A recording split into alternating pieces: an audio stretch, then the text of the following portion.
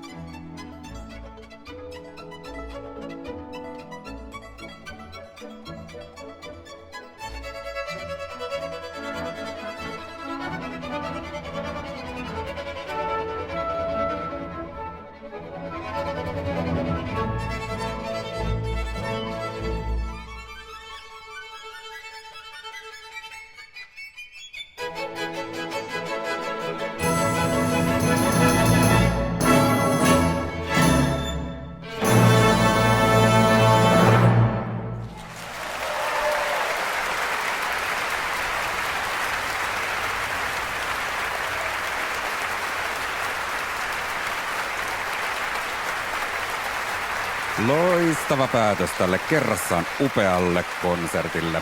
RSO:n nuorten solistien konsertin päätteeksi kuultiin Lapsitähden sävellys, Pablo de Sarasaten Navarra opus 33. Sarasate alkoi tosin soittaa viulua vasta 5-vuotiaana. Tässä soittaneet Mattilan sisarukset aloittivat vieläkin aikaisemmin, Lea 4-vuotiaana ja pikkusisko Aino 3-vuotiaana. Nyt he ovat siis 14- ja 11-vuotiaita. Vallan mainiosti tämä Sarasaten virtuosiduo sopi tälle kaksikolle ja yhdessä soittaminen sujui näiltä sisaruksilta todella sulavasti. Ja sieltä saapuu nyt lavalle koko tämä kymmenikkö, joka tänä iltana täällä Musiikkitalon lavalla on musisoinut.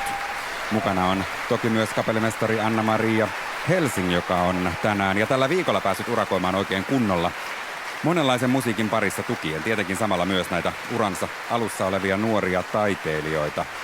Tukea on tarjonnut myös illan konserttimestari Petri Aarnio sekä toki koko orkesteri.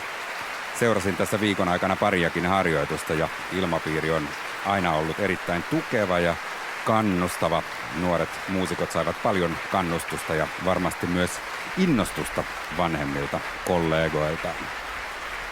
Tänään meille ovat siis esiintyneet esiintymisjärjestyksessä pianisti Ella Gardini, saksofonisti Juho Petas, alttoviulisti Ellen Herler sekä klarinetistit Samuel Ahonen ja Eliel Lahesmaa. Väliajan jälkeen soittivat cellisti Alma Stupak, baritonitorvea soittava Nuppu Salmioranta baritoni Gabriel Kivivuori Sereno sekä viulistit Aino ja Lea Mattila. Tästä kymmeniköstä, joka vielä palaa tänne Musiikkitalon lavalle, tulemme vielä kuulemaan aivan varmasti tulevaisuudessa. Heillä on kaikilla lupaava ura edessään, tai itse asiassa jo ihan hyvää vauhtia meneillään. Todella korkea taso oli tämänkin kertaisessa RSO:n nuorten solistien konsertissa. Hakijoita oli tosiaan alun perin lähemmäs 100 tähän konserttiin. Tuolla seassa soittavat entiset nuoret solistit pystyvät varmasti erityisen hyvin eläytymään näiden soittajien tunnelmiin. Puhun siis tietysti RSO:sta. Sen nykyisistä muusikoista siellä on myös ollut mukana esimerkiksi Jukka Harju, Ilari Angervo, Jukka Rautasaro, Laura Wikman, Tuukka Vihtkari, Emma Vähälä ja Tuomas Lehto ovat myös olleet nuorten solistien konsertissa, joten tämä oli tuttua puuhaa myös heille.